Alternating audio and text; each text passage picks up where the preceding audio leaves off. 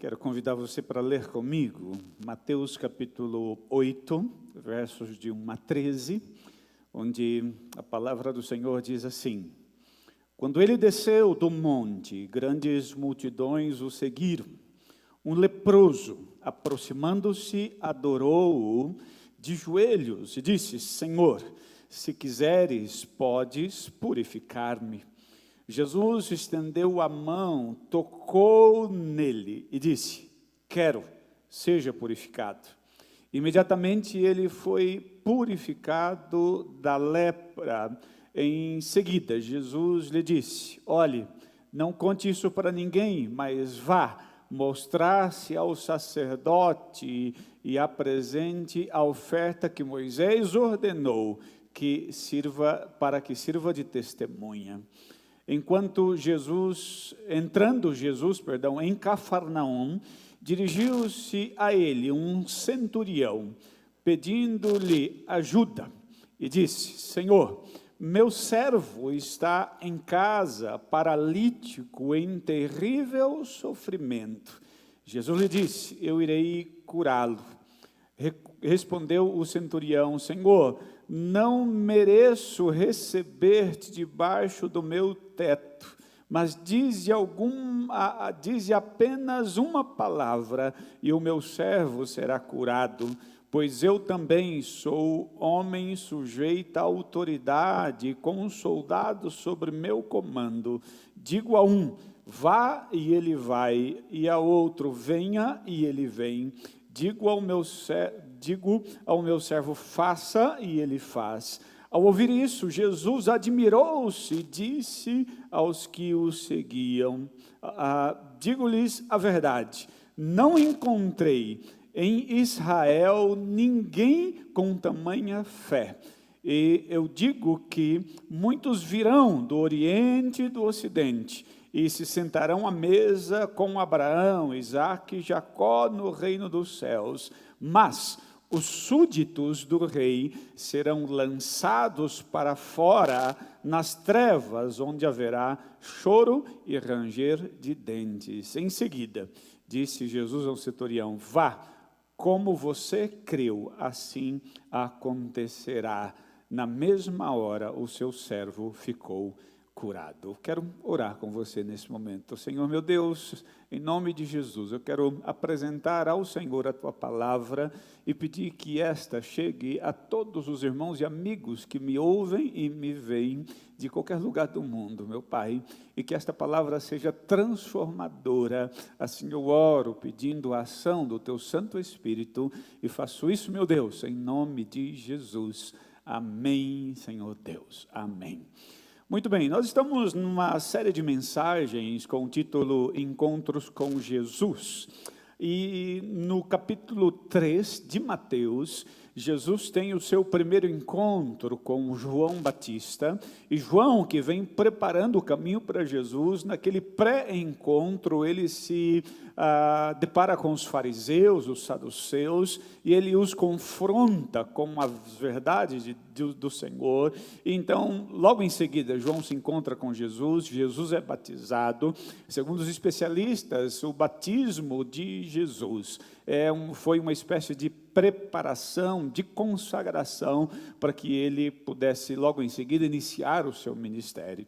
No capítulo 4 do Evangelho segundo Mateus, o Espírito Santo leva Jesus ao deserto, tendo antecedido 40 dias de jejum na vida de Jesus, e Jesus então é levado. E aí acontece no livro de Mateus, no Evangelho de Mateus, o segundo encontro de Jesus, desta vez com Satanás, o chefe dos tentadores. E aqui me chama a atenção algo muito importante. Jesus estava para iniciar o seu ministério, ainda não havia iniciado, estava na fase de preparação para começar a pregar o Evangelho, e Satanás tenta Jesus exatamente antes do início, tentando fazer com que Jesus desviasse o foco e não começasse a pregar o seu evangelho. Aqui eu aprendo algo muito precioso. Sempre que estamos diante de algo muito importante, Satanás nos tenta.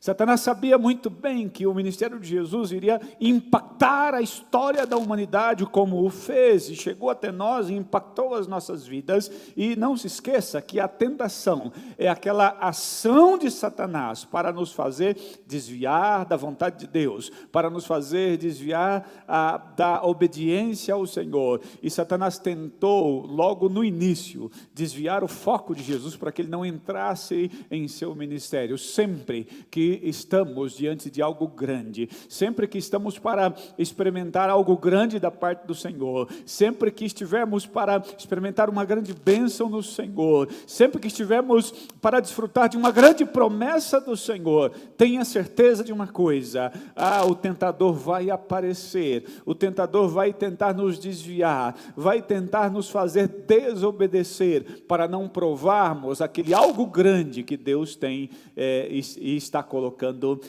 diante de nós. Portanto, se você está vivendo um tempo de tentação, resista firme, como diz Tiago, sujeitai-vos a Deus, resistir ao diabo, e ele fugirá de vós, e você não perderá aquilo que Deus tem preparado para você. Certamente, Satanás sabia que o ministério que seria iniciado por Jesus, logo em seguida, impactaria toda a história da humanidade, e ele queria de fato que isso não acontecesse. Aí no capítulo 5 de Mateus, Jesus, a Bíblia diz que ele sobe a um monte, esta é a expressão, eu vou ler para você, né? Vendo Jesus, eu estou no capítulo 5, vendo Jesus, as multidões, subiu ao monte, se assentou, seus discípulos aproximaram-se dele e começou a ensiná-los dizendo.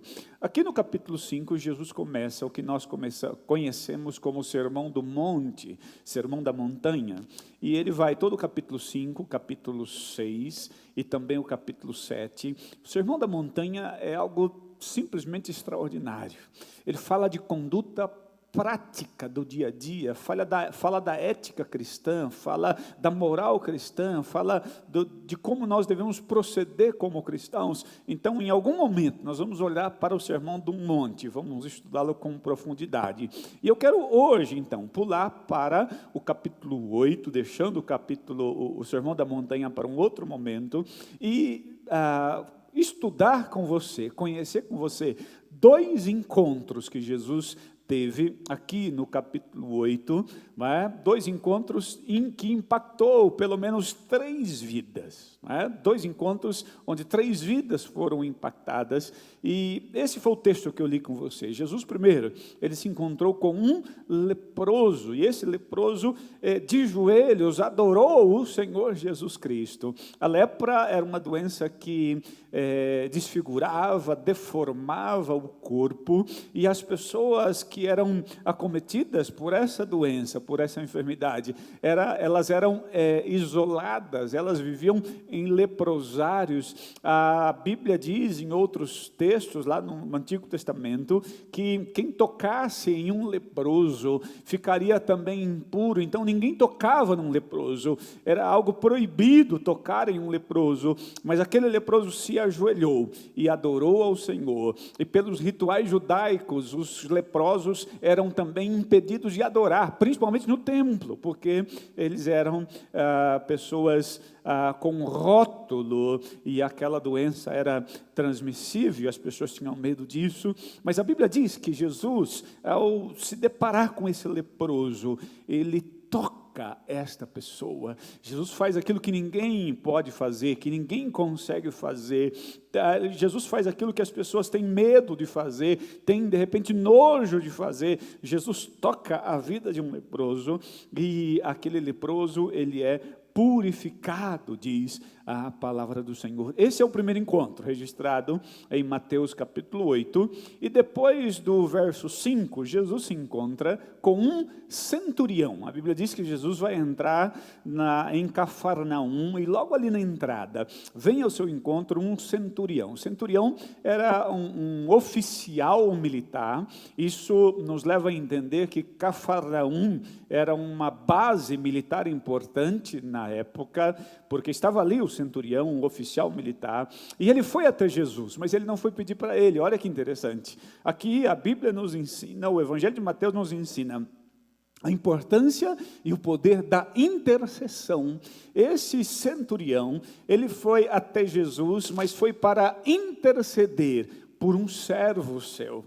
Ele diz ao Senhor Jesus, verso 6, e disse: Senhor, meu servo está em casa, paralítico, em terrível sofrimento. Aquele centurião sentia o sofrimento intenso do seu servo, e ele entendeu que, indo até Jesus, intercedendo a Jesus, Jesus poderia fazer alguma coisa por aquele seu servo que, segundo a Bíblia, estava em terrível sofrimento. E a Bíblia relata que esse homem teve pelo menos duas atitudes ao se aproximar de Jesus, ao interceder pelo seu servo, e essas atitudes me ensinam você, nós que queremos ter os nossos encontros com o Senhor Jesus. Preste atenção no verso 8, respondeu o centurião: Senhor, não mereço receber-te debaixo do meu teto. Esta é a mesma expressão de João, lá no capítulo 3, quando João diz: eu não sou digno nem de desatar, nem de carregar as sandálias dele.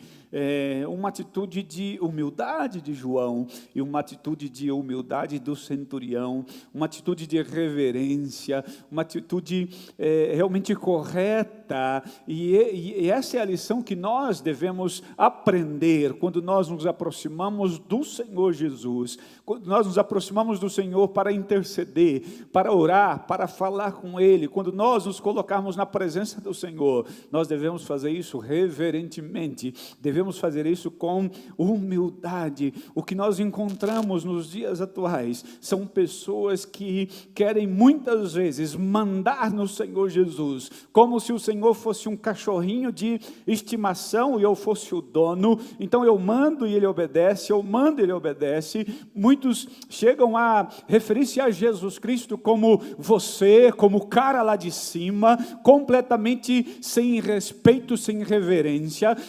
De você eu trato os meus amigos, aqueles que são iguais a mim, mas quando se trata do Senhor Jesus, Ele não é você, Ele não é o cara lá de cima, Ele é o Senhor dos senhores, Rei dos reis, médico dos médicos. Os escribas que faziam cópias das leis, eles tinham uma pena, uma caneta especial, e eles estavam ali copiando a lei. Quando chegava no nome do Senhor, eles pegavam aquela caneta especial e escrevia apenas o nome do Senhor como um sinal de reverência, e depois colocava de lado aquela caneta e pegava a caneta comum e continuava o texto sagrado como um sinal de reverência ao Senhor. Esta é uma lição que precisamos aprender. Sempre que nos aproximarmos do Senhor, devemos fazê-lo com reverência. O Senhor não é o meu coleguinha, Ele não é o meu amigo, Ele é Rei dos reis, Senhor dos senhores, e assim devemos nos portar diante dEle. Nós encontramos esta atitude nesse oficial militar, nesse centurião, e ele então intercede ao Senhor Jesus por esse seu servo. A segunda marca dessa intercessão nós encontramos nas próprias palavras do Senhor Jesus no versículo 10. Ao ouvir isso, Jesus admirou-se e disse aos que o seguiam: digo-lhes a verdade, não encontrei em Israel ninguém com tamanha fé. Ou seja, aquele centurião, ao interceder pelo seu servo, ele chegou ao Senhor Jesus com seu coração cheio de fé, cheio de confiança.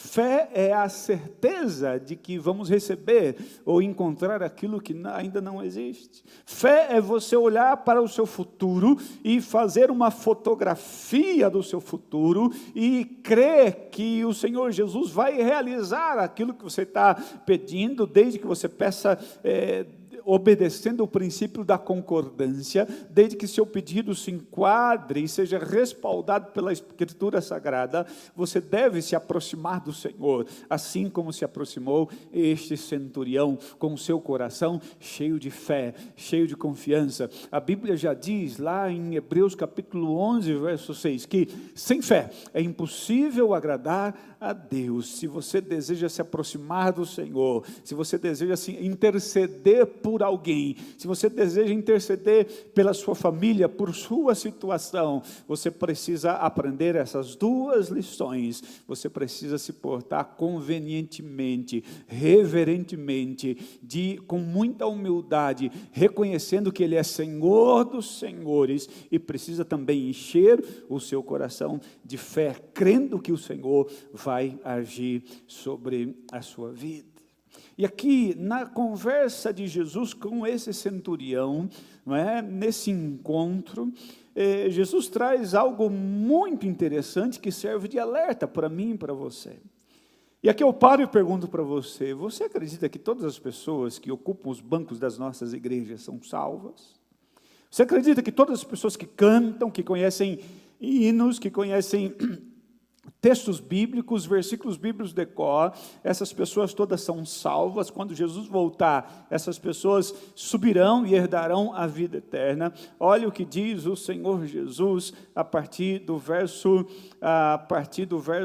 11. Eu digo que muitos virão do Oriente e do Ocidente e se sentarão à mesa com Abraão, Isaque e Jacó no reino dos céus, mas os súditos do reino serão lançados para fora nas trevas, onde haverá choro e ranger de dentes. Jesus está falando dos de dentro. Jesus está falando daqueles que estão perdidos dentro da igreja. Jesus está falando daqueles que sabem cantar, sabem hinos de adoração, conhecem textos bíblicos, são alunos da escola bíblica muitas vezes, ofertam e dizimam tentando fazer negócios e trocas com Deus, mas pessoas que nunca tiveram um encontro pessoal com o Senhor Jesus, pessoas que nunca nasceram de novo, pessoas que nunca receberam perdão pelos seus pecados, e essas pessoas, os súditos do reino, serão lançados para fora nas trevas, onde haverá choro e ranger de dente. E portanto, é preciso que eu saiba, que você saiba, que frequentar uma igreja é muito bom, mas não é suficiente. Dizimar é importante, mas não é suficiente. Frequentar a escola bíblica é muito bom, mas não é suficiente. Para você fazer parte do reino de Deus, você precisa nascer de novo, você precisa se arrepender dos seus pecados, você precisa declarar que Jesus Cristo é o seu único Rei e Senhor, e passar a segui-lo, passar a seguir os seus princípios. Você receberá poder do alto para viver os princípios do Senhor Jesus. No momento em que for realizado em você o milagre do novo nascimento, você nascerá de novo, e você de fato será uma nova criatura, e viver os princípios do Senhor não será mais um esforço sobrenatural, será algo que vai brotar de uma nova criatura, e você será então transformado pelo poder do Senhor Jesus. Cuidado, não confie em uma placa de igreja, não confie na religião, confie no Senhor Jesus. Você que frequenta uma igreja, que vai à igreja de vez em quando, e você que se simpatiza com os louvores e com a palavra, mas ainda não teve o seu encontro pessoal com Jesus Cristo, ainda não se arrependeu dos seus pecados, ainda não se curvou ao senhorio de Jesus, ainda não produz fruto de novo nascimento, de nova criatura, você precisa parar tudo que você está fazendo, continuar assim, frequentando a igreja, dizimando, frequentando a escola bíblica, mas ter um momento de arrependimento, um momento de entrega da sua vida ao Senhor Jesus Cristo. É isso que Jesus ensina. Os de dentro podem ficar de fora, os súditos do reino poderão ser lançados fora nas trevas, em um lugar onde haverá choro e ranger de dentes. Jesus está se referindo à perdição eterna. Você que me ouve, que frequenta uma igreja, você tem certeza que Se Jesus voltar hoje, você vai morar com Ele por toda a eternidade? Ou você tem dúvida porque você nunca teve um encontro com Jesus Cristo? Pense nisso. Você precisa de um encontro pessoal com Jesus Cristo. Olha que interessante, Jesus termina dizendo, vá, dizendo ao centurião, vá, como você creu, assim acontecerá. Esse homem veio em intercessão pelo seu servo, com seu coração humilde, reverentemente, com seu coração cheio de fé. E Jesus, então, atende o seu coração, porque ele estava com o seu coração cheio de fé. Olha, você tem intercedido pelas pessoas que precisam de um milagre. Você que é pai, mãe, tem intercedido ao Senhor Jesus pelos seus filhos. Você, esposa, tem intercedido ao Senhor Jesus pelo seu marido que ainda não conhece o amor de Deus. Você tem intercedido por um colega. Olha, continue intercedendo, continue levando esses nomes, essas pessoas até o Senhor Jesus Cristo, mas não se esqueça, venha com humildade, com reverência, com seu coração cheio de fé, e o Senhor pode fazer com você, pode atender a sua oração, assim como atendeu a oração do centurião. Vá, seja feito conforme a tua fé, seja feito conforme a tua fé. Aqui a palavra me chama a atenção, porque é claro que Jesus não está falando de cura de lepra, Jesus não está falando de cura de paralítico, Jesus está falando de questões espirituais.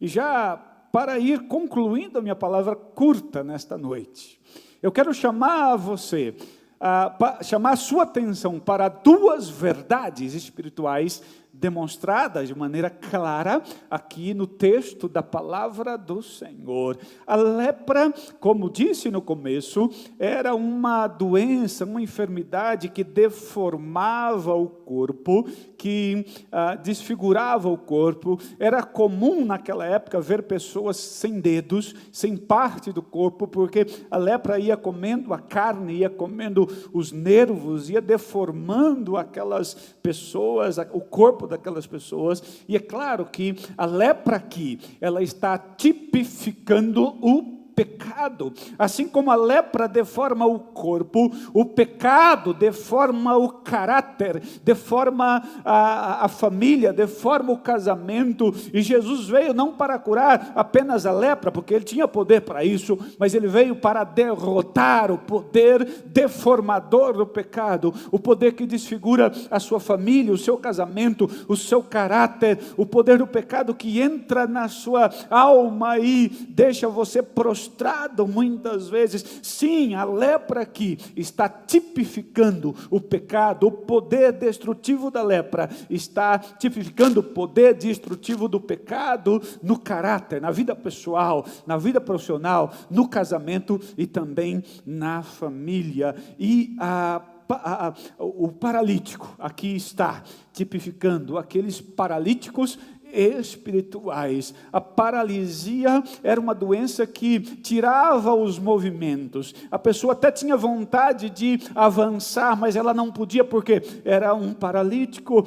E a Bíblia diz que esse paralítico tinha um terrível sofrimento, Existem nos nossos dias paralíticos espirituais, pessoas que há 20 anos vivem cometendo os mesmos erros e não conseguem avançar na vida, pessoas que há 30, 40 anos estão parados, estão paralisados diante da vida, não crescem, não avançam na vida espiritual, não avançam em relação à família, não avançam em relação à vida de um modo geral, não têm projetos, pessoas que não têm garra para a vida de nenhuma maneira. Esses são os paralíticos espirituais, e Jesus Cristo veio para curar a lepra do pecado, e Ele veio para curar a nossa paralisia espiritual. Nós precisamos avançar na vida, em todas as áreas precisamos avançar na vida, precisamos aprender a cada dia mais da Bíblia. Amanhã eu preciso ser melhor do que hoje, depois de amanhã eu preciso ser melhor ainda, porque Jesus me fez para crescer, para multiplicar, para frutificar. E nesta noite Jesus, com o seu poder, deseja curar o poder do pecado que deforma o caráter e a família, e deseja curar, o poder da paralisia espiritual. Há quanto tempo você está parado no mesmo lugar? Há quanto tempo você convive com esse problema que atormenta a sua alma, que atormenta a sua família, que está destruindo o seu casamento, está destruindo tudo ao seu redor, e você convive com isso há 10, 20, 30, 40 anos, e você não tem mobilidade? Entenda, você se enquadra nesta enfermidade espiritual chamada paralisia espiritual. Jesus Cristo pode curar você nesta noite. Jesus Cristo pode curar você. Jesus Cristo pode dar movimento. Quantas pessoas dentro das igrejas de hoje que vêm há 20, 30, 40, 50 anos à igreja e simplesmente entram e saem e não conseguem ter um movimento além disso, não conseguem avançar e trabalhar para o crescimento e a extensão do reino de Deus. Se você faz parte desse grupo, Jesus tem cura para você nessa noite. Jesus tem cura para você nessa noite. A Bíblia diz que o Senhor Jesus é o mesmo ontem, hoje e para sempre, é o mesmo Deus. O Senhor Jesus, o mesmo que curou, o mesmo que tocou aquele leproso, o mesmo que através da intercessão curou aquele paralítico, o mesmo Senhor Jesus, pelo poder do Espírito Santo de Deus, hoje está aqui conosco, hoje está aí com você na sua casa, e Ele tem cura para a lepra do pecado, Ele tem cura para a sua paralisia espiritual. Interessante, volto num detalhe no início do texto, que quase passa, aquele leproso, ele se aproxima de Jesus, no verso 2, um leproso aproximando-se, adorou e de joelhos disse: Senhor, se quiseres, podes purificar-me. Aquele leproso, ele acreditava sim no poder transformador do Senhor Jesus Cristo. Como talvez hoje você, ouvindo essa mensagem, você está também crendo no poder transformador do Senhor Jesus Cristo. Você está crendo que o Senhor Jesus pode libertar você da lepra do pecado, esse pecado que está deformando o seu caráter, esse pecado que está deformando a vida dos seus filhos, que está amaldiçoando tudo que está ao seu redor. Talvez você creia no poder de Jesus para transformar isso. Talvez você creia também no poder do Senhor para curar a sua paralisia espiritual. Mas talvez você, como esse leproso, não consiga crer na ação do amor de Deus, na ação da misericórdia de Deus. Esse leproso estava dizendo o quê? Senhor, eu creio no teu poder, mas eu não sei se o Senhor quer usar sobre mim a sua misericórdia, eu não sei se o Senhor quer usar sobre mim o seu amor. E Jesus entendeu, e essa é a lição que nós tiramos. Jesus, além de usar o seu poder, Ele usou da sua misericórdia, Ele usou do seu amor sobre a vida daquele leproso. Entenda e creia na palavra de Deus.